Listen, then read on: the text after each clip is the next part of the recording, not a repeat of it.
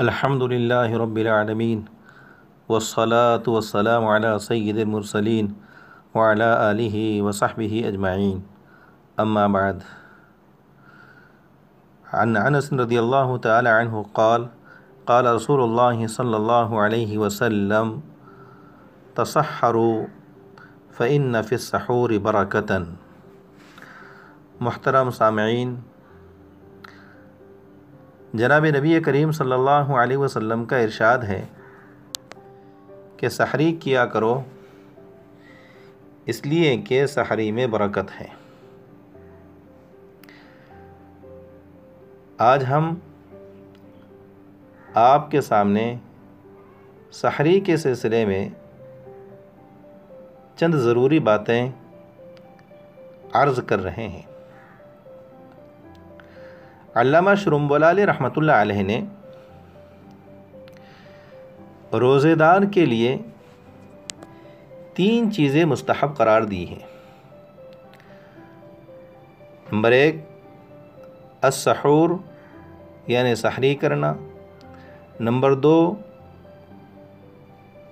تاخیرہ یعنی سحری میں تاخیر، لیکن تاخیر کا یہ مطلب نہیں ہے کہ طلوع صبح صادق کے بعد تک کہ ہم کھاتے رہیں، بلکہ تاخیر کا مطلب یہ ہے کہ طلوع صبح صادق سے کچھ پہلے تک سحری کا اہتمام کریں۔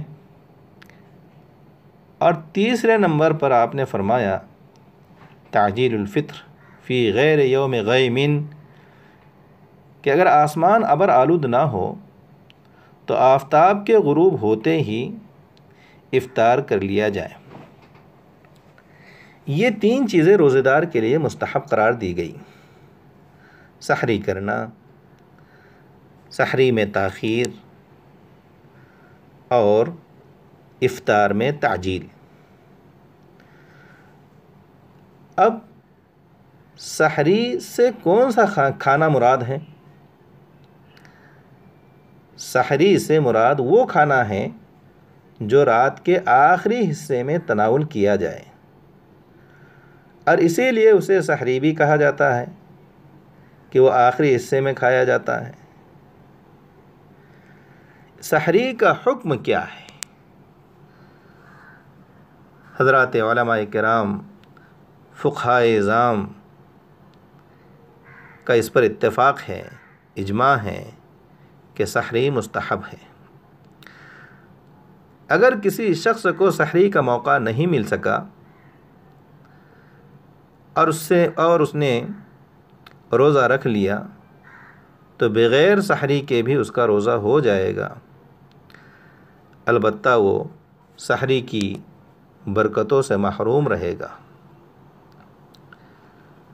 دوسری بات یہ کہ سحری کی فضیلت کیا ہے۔ سحری کے متعلق آپ صلی اللہ علیہ وسلم کی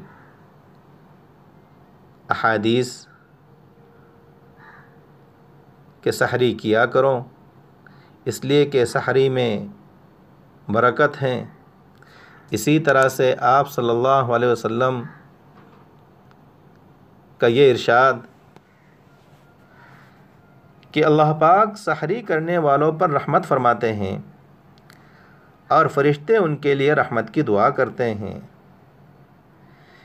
اسی طرح سے آپ صلی اللہ علیہ وسلم کا یہ ارشاد کہ ہمارے اور اہل کتاب کے روزے کے درمیان اگر کوئی فرق ہے تو وہ یہ کہ ہم سحری کرتے ہیں۔ ان تینوں ارشادات کی روشنی میں یہ بات کہی جا سکتی ہے کہ سحری میں واقعتاً برکت ہے، اس لیے کہ سحری میں آپ صلی اللہ علیہ وسلم کی اقتداء ہے، آپ کی اتباع ہے۔ اور دوسری بات یہ کہ اگر انسان سحری کرتا ہے تو اس کا جسم پورے دن توانا رہتا ہے، روزے کی مشقت اور اس کی تکلیف کا احساس کم ہو جاتا ہے، جس کی وجہ سے وہ آئندہ اور روزوں کی ہمت کر لیتا ہے، ارادہ کر لیتا ہے، تو سحری کی وجہ سے وہ مزید روزوں کی ہمت کر لے گا، ارادہ کر لے گا، تو سحری مزید روزوں کا ذریعہ بن گئی۔ اور یہ ضابطہ ہے کہ عبادت کا ذریعہ بھی عبادت ہوتی ہے، اور یہی سحری کے برکت ہونے کا مطلب ہے کہ سحری میں برکت ہے۔ بہت سے لوگ تراویح کے بعد مختلف جگہوں پر، چوراہوں پر، بیٹھکوں میں، کلبوں میں وقت گزاری کرتے ہیں، اور پھر وہیں پر کچھ منگوا کر کھا لیا اور گھر پر آ کر سو گئے روزے کی نیت کر کے، تو وہ سحری کی برکتوں سے محروم رہتے ہیں۔ اس لیے کہ ہم نے آپ کو بتلایا کہ سحری اس کھانے کو کہا جاتا ہے جو رات کے آدھے حصے سے لے کر طلوع صبح صادق سے پہلے کھایا جائے۔ تو جو شخص اس وقت کے درمیان سحری کھاتا ہے، روزے کی نیت سے کھاتا ہے، تو وہ سحری کی برکتوں سے مالا مال ہوگا۔ لہٰذا ہمیں چاہیے کہ ہم سحری کا اہتمام کریں، اور سحری کا جو وقت ہے اسی وقت میں سحری کا اہتمام کریں، تاکہ سحری کی برکتوں سے ہم مالا مال ہو۔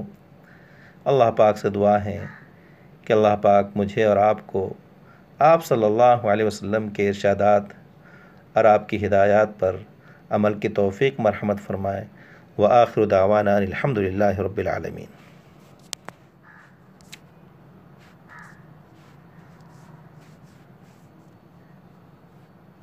آ